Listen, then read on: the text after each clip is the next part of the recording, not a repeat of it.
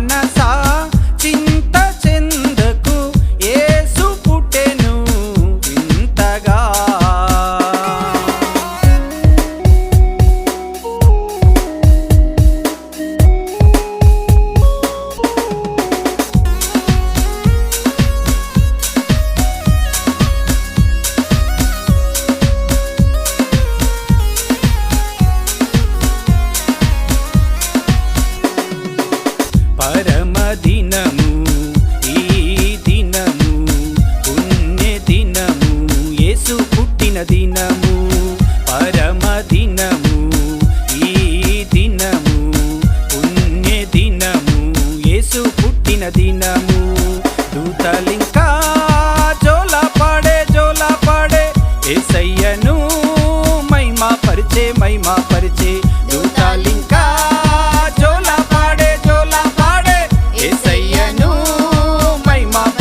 మహిమ పరిచే